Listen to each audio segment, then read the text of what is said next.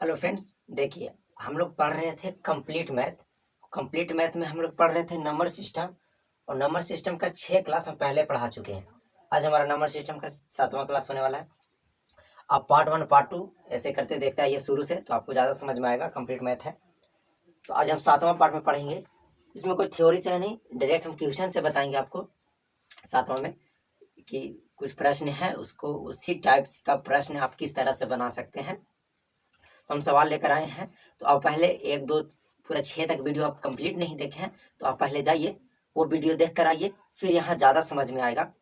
Serial wise देखने से क्या होगा कि आपको कुछ छूटेगा नहीं कंप्लीट मैथ में। और कंप्लीट मैथ शुरू से एकदम मतलब कि आप किसी भी चीज़ की तैयारी करते हैं तो आपको शुरू से मैथ पढ़ रहे हैं, आप किसी भी चीज़ की तैयारी कर सकते हैं, कोई दिक्कत नहीं है। आपका मैथ शुरू से अंत तक पूरा कंप्लीट हो जाएगा।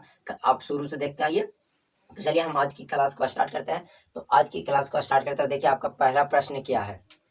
तो पहला प्रश्न बोल रहा है, पहला प्रश्न में बोल रहा है कि 2 के पावर 7 गुना 6 के पावर 7 गुना 3 के पावर 8 गुना 15 के पावर 17 के अभाज्य गुणनखंड एवं अभाज्य भाजकों की संख्या निकाले।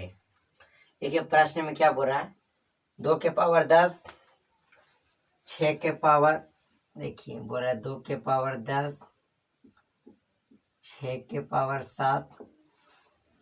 प्रश्न में बोल रहा है 2 के पावर 10, 6 के पावर 7, 3 का पावर 8, 15 के पावर 17। बोल रहा है कि इसके अभाज्य गुणनखंड एवं अभाज्य भाजकों की संख्या निकाले। क्या बोल रहा है, प्रश्न में दिया हुआ है 2 के पावर 10, 6 के पावर 7, 3 के पावर 8, 15 के पावर 17 के अभाज्य गुणनखंड एवं अभाज्य भाजकों की संख्या निकालना है। तो देखिए कभी भी इस टाइप का प्रश्न आए और प्रश्न में तो हमेशा चाहे अभाज्य गुणनखंड कोई में पूछ दे, अभाज्य भाजकों की संख्या पूछ दे, तो हम दोनों बता देंगे, आपको दिक्कत नहीं होगा। बस आप थोड़ा ध्यान दीजिएगा। देखिए प्रश्न में ही बोल रहा है कि अभाज्य गुणनखंड और अभाज्य भाजकों की संख्या निकाल ले। तो इस प्रश्न से इतना तो समझ में आ रहा होगा कि इसमें जो एक गुणनखंड है वो पूरा का पूरा अभाज्य होना चाहिए। अभाज्य कहने का मतलब कि जिसका गुणनखंड 1 2 के अलावा 1 हो और खुद हो, उसके अलावा कुछ नहीं हो, मतलब उसका 2 ही गुणनखंड हो, जो 1 से काटे और खुद से काटे, उसके अलावा आगे उसका मतलब गुणनखंड न हो। जैसे इस प्रश्न में 2 है, ये एक अभाज्य गुणनखंड है, लेकिन 6 एक अभाज्य गुणनखंड नहीं है। इसको तोड़िएगा तो इसका 1 और खुद का गुणनखंड के अलावा एक और गुणनखंड निकल जाएगा।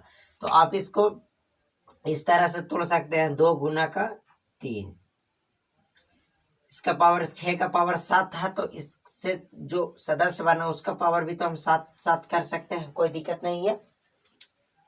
क्योंकि प्रश्न में बोल रहा है कि 2 के पावर 10, 6 के पावर 7 गुना 3 के पावर 8 गुना 15 के पावर 17 के अभाज्य गुणनखंड एवं अभाज्य भाजकों की संख्या निकालें। तो सबसे पहले अभाज्य गुणनखंड जो दिया रहेगा उसको एक बार चेक कर लेना है कि पूरा का पूरा अभाज्य गुणनखंड में है या नहीं है। अगर है तो ठीक है, नहीं है तो आप उसको अभाज्य गुणनखंड के रूप में सबको बदल दीजिए। अब इसके बाद ये सही है। अब इसके बाद ये 15 जो है उसको चेंज करना पड़ेगा।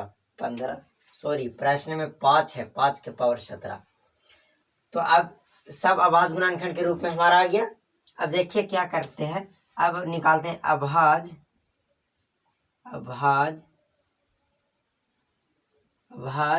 गुणनखंडों की संख्या। अभाज्य गुणनखंड की संख्या। देखिए अभाज्य गुणनखंड की संख्या निकालने के लिए कुछ नहीं करना, सिंपल इसमें देखना है कि सब के पावर कितना है और सब के पावर आपस में जोड़ देना है। तो देखिए 2 के पावर कितना है, 10, फिर नीचे इससे टूटा तो 2 के पावर कितना है, 7 प्लस, फिर 3 का पावर कितना है, 7, फिर आगे चलेंगे 3 का पावर कितना है, 8, फिर आगे कितना, 15 के पावर 17। सबको ऐड कीजिए, 10 17 यानी कि 49, 7 7 14 7 21 22 7 49 के 29, हाँ कितना हो जाएगा 49। तो हमारा अभाज्य गुणनखंडों की संख्या जो आया वो 49 आ गया। अब प्रश्न में और बोल रहा है कि अभाज्य भाजकों का संख्या निकाले। अभाज्य भाजकों की संख्या, अभाज्य भाजकों की संख्या। तो देखिए अभाज्य भाजकों की संख्या निकालना बहुत आसान है। अभाज्य भाजकों की संख्या निकालना अभाज्य गुणनखंड की अपेक्षा बहुत आसान। इसमें तो जोड़ किए, इसमें कुछ नहीं करना, इसमें सिर्फ देखना है। इसमें क्या देखना है, इसमें यह देखना है कि ये जो अभाज्य गुणनखंड है, अभाज्य गुणनखंड जो है इसमें कितने टाइप के नंबर है। सेम टाइप का नंबर रहेगा तो एक में ही काउंट हो जाएगा। जैसे अब देखिए क्या देखना है कि कितने टाइप के नंबर है। तो देखिए 2 2 एक टाइप हो गया, 3 3 ये भी एक टाइप हो गया, अब 5 1, तो 1 2 3 टोटल कितने टाइप हो गए 3। ये हमारा हो गया अभाज्य भाजकों की संख्या। अभाज्य गुणनखंड की संख्या निकालने के लिए पावर को आपस में जोड़ देना अभाज्य गुणनखंड के रूप में करके। देखिए अगर आप इसको नहीं तोड़ते तो गलत हो जाता प्रश्न, क्योंकि प्रश्न में ही बोला कि अभाज्य गुणनखंडों की संख्या और अभाज्य भाजकों की संख्या निकाले। अगर 6 के पावर डायरेक्ट 7 को जोड़ देते तो 7 उससे कम हो जाता, 42 आंसर हो जाता। लेकिन ये गलत है, क्योंकि फिर तो हमारा अभाज्य गुणनखंड है ही नहीं। इसको तोड़े 2 गुना 3 तब ये हमारा जाकर पूरा अभाज्य गुणनखंड में बन गया। इसी तरह से सबको देखते जाना है। पहले प्रश्न में रहेगा उसको हम एक बार ध्यान से देखना कि अभाज्य गुणनखंड के रूप में है या नहीं। अभाज्य गुणनखंड के रूप में अगर नहीं रहेगा तो आप उसको अभाज्य गुणनखंड के रूप में कर लीजिएगा। फिर अभाज्य भाजकों की संख्या निकालना है तो टाइप देखना है कि कितने नंबर का अभाज्य गुणनखंड की संख्या निकालना है। तो सबके पावर को आपस में जोड़कर अभाज्य गुणनखंड की संख्या हो जाएगी। अब चलिए अब अगला प्रश्न देखते हैं। पावर 10 7 का पावर 14 गुना 11 के पावर 17। ध्यान से समझिएगा, बिल्कुल उसी रिलेटेड ही प्रश्न है। अगर वो प्रश्न आप समझे होंगे तो इसको तो आप लगता है अब तक बना चुके होंगे। क्या बोल रहा है कि 6 के पावर 10 गुना 7 का पावर 17 गुना 11 का पावर 17। 6 के पावर 10 7 का पावर 17 11 का पावर 17 के अभाज्य गुणनखंड एवं अभाज्य भाजकों की संख्या क्या होगी। काफी सिंपल है। क्या प्रश्न बोल रहा है, देखिए बोल रहा है 6 के पावर 10 गुना 11 का पावर 17 गुना 6 का पावर 10 7 का पावर कितना है 17 गुना 11 का पावर 17। प्रश्न में बोल रहा है कि इसी का अभाज्य गुणनखंड एवं अभाज्य भाजकों की संख्या निकालना। तो पहले आप लोग चेक कीजिए कि ये क्या अभाज्य गुणनखंड के रूप में है। 11 तो अभाज्य गुणनखंड है। 7 भी देखिए अभाज्य गुणनखंड किसे कहते हैं, वैसा संख्या जो एक से कटे और खुद से कटे। पहले अभाज्य गुणनखंड समझ लीजिए। कितना को डाउट होगा कि अभाज्य संख्या क्या होता है। तो देखिए अभाज्य गुणनखंड निकालने के पहले अभाज्य संख्या समझ लीजिए। अभाज्य संख्या क्या है, देखिए अभाज्य संख्या क्या है, वैसा संख्या जो एक से कटे और खुद से कटे। अभाज्य संख्या के लिए कुछ ज्यादा रूल नहीं है। वैसा संख्या जो एक से कटे और खुद से कटे, इसके अलावा किसी और संख्या से ना कटे। एग्जाम्पल के लिए जैसे 3 5 7 11 फिर 19 17 भी होगा। इस तरह से मतलब इसको एक काटेगा और खुद कट रहा है। इस 5 को भी एक काटेगा, 5 खुद काटेगा। यही है अभाज्य भाजकों की अभाज्य संख्या। अभाज्य संख्या जो एक से कटे और खुद से कटे, इसके अलावा किसी और संख्या से ना कटे। जिनको आता होगा उनको ये बकवास लग रहा हो, लेकिन जिनको नहीं आता होगा वो आज नया कुछ सीख लेंगे कि अभाज्य संख्या किसे कहते हैं। इसमें क्लियर हो गया। जो एक से कटे और खुद से कैसे कटे उसे अभाज्य संख्या कहते हैं। तो देखिए इसमें चेक कीजिए कि सब अभाज्य संख्या है। 7 भी है 11 भी, लेकिन 6 नहीं है। तो 6 को उसी तरह से कर देंगे 2 गुना 3, इसके पावर 10 इसके पावर भी 10। अब हम निकाल लेंगे क्या अभाज्य गुणनखंड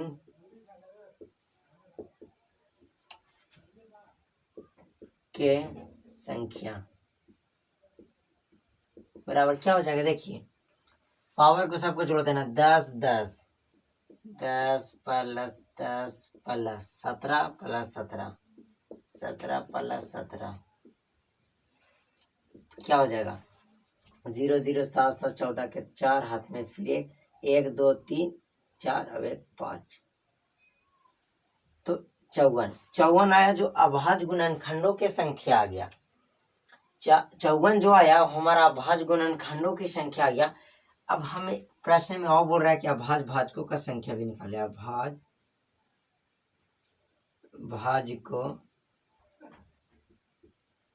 भाजकों की संख्या। अभाज्य भाजकों की संख्या निकालने के लिए क्या बताएं कि इसमें देखना है कि कितने टाइप के नंबर हैं। तो देखिए 2 एक टाइप का, 3 एक टाइप का, 7 अलग भी है, 11 भी अलग। तो टोटल 1 2 3 4, तो टोटल 4 टाइप के हो गए जो अभाज्य भाजकों की संख्या है। देखिए जिनका इतना आया होगा मिला ले। अभाज्य गुणनखंडों की संख्या है जो 54 आया, अभाज्य भाजकों की संख्या है वो 4 आया। कितना आया, 54 और 4। चलिए अब अगला प्रश्न देखते हैं। देखिए अगला प्रश्न बोल रहा है कि 30 के पावर 211। समझिएगा, अगर बनने लायक है तो आप वीडियो पॉज कीजिए, आप बना सकते हैं। बोल रहा है कि 30 के पावर 211 के अभाज्य गुणनखंड एवं अभाज्य भाजकों की संख्या क्या। सेम उसी तरह से है, लेकिन अभी अभाज्य गुणनखंड के रूप में दिया नहीं, आपको खुद से कन्वर्ट करना होगा। देखिए अब फर्स्ट पार्ट से देख रहे होंगे तो आप तो अब तक निपटा दिए होंगे इसको, और जो नहीं देख रहे हैं उनको भी तो यह पार्ट समझ में आएगा, लेकिन थोड़ा कम आएगा। तो देखिए क्या है, 30 के पावर 211 के अभाज्य गुणनखंड एवं अभाज्य भाजकों की संख्या निकालना है। 30 के पावर 211 के अभाज्य गुणनखंड एवं अभाज्य भाजकों की संख्या निकालना। तो देखिए पहले तो यही अभाज्य गुणनखंड के रूप में नहीं है, तो आप पहले इसको अभाज्य गुणनखंड के रूप में कीजिए। तो देखिए 30 को तोड़िएगा, क्या इसको अभाज्य गुणनखंड के रूप में तोड़ने के लिए 211 बार इसको गुना कीजिएगा, नहीं, पहले इसको तोड़ लीजिए। 2 से कटेगा 15, 3 से 5, तो आ गया कितना, 2 3 5। लेकिन इतना नहीं, इसका पावर 211 है। 211 है तो 2 का पावर भी 211 हो जाएगा, 3 का पावर भी 211 हो जाएगा, 5 का पावर भी 211 हो जाएगा। अब तो हमारा अभाज्य गुणनखंड के रूप में आ गया। तब अभाज्य भाजकों की संख्या निकाल लीजिए। अभाज्य गुणनखंड की संख्या पहले निकालिए। अभाज्य गुणनखंड की संख्या क्या करना है, सबके पावर को ऐड कर देना था। 211 प्लस 211 प्लस 211 633, जो हमारा आ गया अभाज्य गुणनखंडों की संख्या। बेस से कोई मतलब नहीं, बेस को खत्म कर देना है, बेस से हमें कोई मतलब नहीं, सब पावर को जोड़ देना है। अभाज्य गुणनखंड की संख्या निकल गई। अब अभाज्य भाजकों की संख्या निकालते हैं। अभाज्य भाजकों संख्या, तो टाइप देखना है कितने नंबर का, कितने टाइप का है। तो 1 2 3, अगर इसी में 2 रहता, 2 3 बार रहता, 2 ही 3 4 बार रहता तो एक ही बार काउंट करेंगे, उसको ज़्यादा काउंट नहीं करेंगे। तो ये 3 टाइप का ये भी हो गया। तो अभाज्य गुणनखंडों की संख्या आ गया जो 633 आ गया, अभाज्य भाजकों की संख्या आ गया वो 3 आ गया। अब इस टाइप का प्रश्न इससे ज़्यादा हार्ड नहीं रहेगा। हार्ड रहेगा तो आपको कुछ नहीं करना, अभाज्य गुणनखंड पहले तो अभाज्य गुणनखंड तोड़ लेना है उसको, फिर आगे पावर जोड़ देना। जब अभाज्य गुणनखंड की संख्या पूछेगा, अगर अभाज्य भाजकों की संख्या पूछेगा तो आपको ये देखना है कि कितने इसमें टाइप के नंबर हैं, बस वही से हो जाएगा। अब चलिए अब दूसरा टाइप का प्रश्न देखते हैं। देखिए इस टाइप का प्रश्न बहुत आसान है, बहुत आसान। इसको तो हम आसानी से आप लोग बना लीजिएगा, बस एक प्रश्न बता देते हैं, बस उससे आप सारा काम निपटा दीजिएगा। देखिए प्रश्न बोल रहा है कि 500 तक 4 से कटने वाली कितनी संख्या है। 500 तक 4 से कटने वाली संख्या कितनी है, बस क्या बोल रहा है। ये तो काफी आसान है, इसमें आप 500 को 4 से 4 को 500 को 4 से भाग दीजिए, जितना डिवाइड आएगा भागफल उतना हो जाएगा। लेकिन इसमें भी एक दो प्रश्न में बहुत ज्यादा कंडीशन है, उसको थोड़ा समझ लीजिए तो आसान हो जाएगा। तो चलिए पहले एक सिंपल प्रश्न लिए कि बोल रहा है कि 500 तक 4 से कटने वाली संख्या कितनी है। तो देखिए कुछ नहीं करना है, कितना है 500 तक 4 से, तो 4 से भाग दे देना, 4 एकम का 4, बच गया 1, 4 दूना का 8 और 4 पचे का 20, यानी कि 125। तो आप कह सकते हैं कि 500 तक 4 से कटने वाली केवल 125 ही संख्या है, केवल 125 संख्या। अब चलिए अब अगला प्रश्न देखते हैं। ये तो हो गया 125 आंसर, हाँ 125 आंसर हो गया। बोला था ना कि 500 तक 4 से कटने वाली कितनी संख्या है, तो 125। अब अगला प्रश्न देखिए 100 से 18 तक 100 तक 18 से कटने वाली कितनी संख्या, 100 तक 18 से कटने वाली कितनी संख्या। देखिए इसमें थोड़ा कुछ रूल है, इसमें थोड़ा रूल है, इससे आप इससे कटने वाली संख्या आधा खत्म हो जाएगा। देखिए क्या है, 100 से, प्रश्न में बोल रहा है कि 100 तक 18 से कटने वाली संख्या कितनी है। तो देखिए कुछ नहीं करना है, 100 को डिवाइड कीजिए 18 से, 18 कटेगा तो 18 पचे का 90, 10 बच गया। अब तो नहीं लगेगा, तो पॉइंट बैठाने की कोई ज़रूरत नहीं है, डायरेक्ट इसका आंसर हो जाएगा, वो 5 आ जाएगा। समझिए पॉइंट बैठाने की कोई ज़रूरत नहीं है। 18 पचे 90, इसका शेषफल बच गया 10। अगर लगता तो ठीक है, अगर नहीं लगता है तो पॉइंट बैठाने की कोई ज़रूरत नहीं। जो हमारा पॉइंट का देखिएगा, पॉइंट के लेफ्ट साइड जो रहेगा वो हमारा आंसर हो जाएगा। पॉइंट को छोड़ देना, तो लेफ्ट साइड कितना है 5, तो यही हो गया हमारा 5 आंसर। अब बोलिएगा कि कैसे, तो देखिए उसका भी बताते हैं कि कैसे हो गया। देखिए क्या बोल रहा है कि 100 तक 18 से कटने वाली ना, 100 तक ही बोला है। तो देखिए आप 18 का पहाड़ा लिखिए, 18 एकम का 18, 18 दूना का 36, 18 तियाई 54, 18 चौके 72, 18 पचे 90, 18 छक 78 से 100 से मैच कर रहा है, बिल्कुल नहीं, 100 से 8 ज्यादा हो रहा है, लेकिन हमें 100 तक ही, इसीलिए पॉइंट के आगे इस टाइप का क्वेश्चन में कंडीशन है, अगर पॉइंट का आगे लेना ही नहीं है, पॉइंट के पीछे जितना रहे उतना उसका हो जाएगा कि कटेगा इतना संख्या से। तो 100 तक 18 से कटने वाली लगभग कितनी संख्या है, कम से कम 5 ही संख्या है बस। 100 तक 18 से कटने वाली 5 संख्या है। समझ गए ना कैसे, क्योंकि 5 बार, छठा बार लेते हैं, पॉइंट के बाद लेंगे, पॉइंट के अगर आगे लेंगे तो आगे 108 हो जाएगा 6 बार में, यानी कि 5 बार में हमारा 90 पूरा हो जा रहा है, तो 5 ही तक आगे 6 बार में लेंगे तो 108, तो ज़्यादा हो जाएगा, हमें ज़्यादा नहीं लेना, हमें 100 तक ही लेना है। चलिए अब अगला प्रश्न देखते हैं। अगला प्रश्न देखते हैं क्या बोल रहा है। अब समझ गए ना कि मतलब पॉइंट के राइट साइड हमें नहीं जाना, जितना पूरा कट रहा है कटेगा, पॉइंट तक, पॉइंट के लेफ्ट साइड तक जितना कट रहा है ठीक है, नहीं कटेगा तो फिर उसको छोड़ देना, पॉइंट के आगे लेना ही नहीं है। अब अगला प्रश्न देखते हैं कौन सा है। 300 तक 15 से कटने वाली कितनी संख्या, तो आसान है, 300 तक 15 से कटने वाली, तो 15 दूना का 30, तो 20, काफी आसान है, ये तो काफी आसान है। चलिए आगे देखते हैं। 300 तक 15 से कटने वाली कितनी संख्या है, 20। अगला, हाँ ये ठीक है थोड़ा। 300 तक 16 से कटने वाली,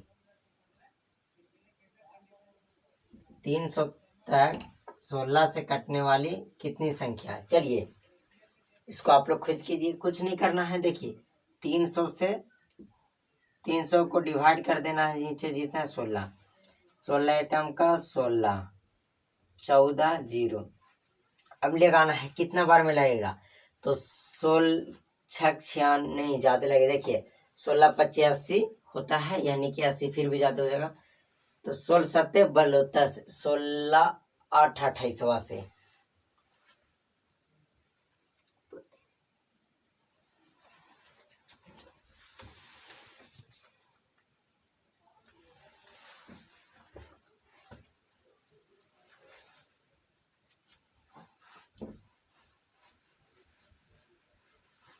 तो देखिए कितना आएगा 300/16। तो क्या करना है, देखिए अभाज्य गुणन करने अभाज्य भाजकों की संख्या निकालना है, इसको 300 को 16 से डिवाइड कर देंगे।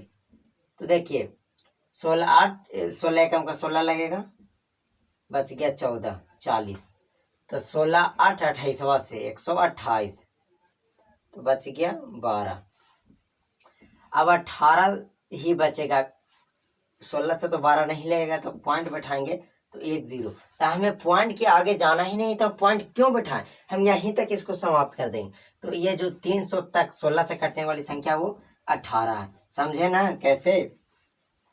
कहने का मतलब हमें पॉइंट के आगे जाना ही नहीं है, हमें पॉइंट के, अगर पॉइंट तक मतलब कि पॉइंट तक जाने की समस्या आ रही है कि अगर पॉइंट बैठाना तो हमें वहीं रुक जाना, वहीं जितना तक कट रहा है, ठीक है, नहीं तो वो आंसर हो जाएगा, उतना ही कटेगा तो कटेगा, जितना कट गया उतना ही हमारा आंसर हो गया।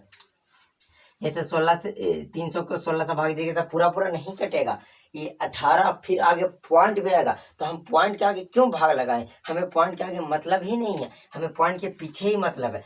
क्यों उतना ही तक मतलब है, क्योंकि हम एक प्रश्न में बताएं कि अगर पॉइंट को उधर लेते हैं तो ये इससे ज़्यादा फान जाता है, ज़्यादा नंबर आ जाता है, इसलिए हम इससे कम ही ले सकते हैं या इसके तक ही ले सकते हैं। बोला 300 तक, तो 300 ले सकते हैं, तो 300 से ज़्यादा नहीं ले सकते हैं, 300 से कम ले सकते हैं। तो चलिए आज उम्मीद करते हैं कि इस टाइप का प्रश्न आप पूरा अच्छे तरीके से समझ गए होंगे, आपको कोई दिक्कत नहीं हुआ होगा। देखिए इसका भी आप नोट बनाइए अच्छे से अच्छे, और इसको प्रैक्टिस करते रहिए, फिर आपको कोई दिक्कत नहीं होगा। आप शुरू से वीडियो वॉच कीजिए और अंतिम तक एकदम पूरा स्किप कर किए हुए बिना देखिए। आप स्किप कर देंगे, कहीं कहीं बीच में कुछ पॉइंट छोड़ देंगे, दिक्कत हो जाएगा, वो सब पॉइंट नहीं छोड़ना है। तो चलिए आज हम इस क्लास को तो कंप्लीट करा दिए, अब कल हम नेक्स्ट क्लास लेकर आएंगे, उसका आप लोग वेट कीजिए। लेकिन आप लोग 1 से जो 7 तक पढ़े हैं उसका एक बार रिवीजन ज़रूर कर लीजिएगा, खास करके ये 7वां क्लास जरूर रिवीजन कीजिएगा, क्योंकि 8वां क्लास में हम यही आएगा, इसी से रिलेटेड आएगा, लेकिन वो थोड़ा हाई लेवल का होगा, थोड़ा दूसरा तरीका का होगा, दूसरा तरीका का प्रश्न आएगा, लेकिन रिलेटेड इसी के रिलेटेड रहेगा। इसलिए आप 7वां क्लास को इतनी अच्छा तरीका से पढ़ लें कि आपको कोई दिक्कत नहीं होगा। और थोड़ा सा पीछे आगे जो होगा अगला क्लास जो 8वां आएगा, उसमें थोड़ा हमारा डिवाइस यानी कि भाग का काम थोड़ा ज़्यादा रहेगा, इसलिए आप लोग थोड़ा भागा भी सीख लें, थोड़ा भागा कंप्लीट कर लें, फिर आइए मज़ा आ जाएगा 8वां क्लास में। तो चलिए आज इस क्लास को हम समाप्त करते हैं। आपको अगर अच्छा लगा है तो वीडियो को लाइक कीजिए, दोस्तों में शेयर कीजिए जो शुरू से पढ़ना चाहते हैं गणित। चलिए थैंक यू।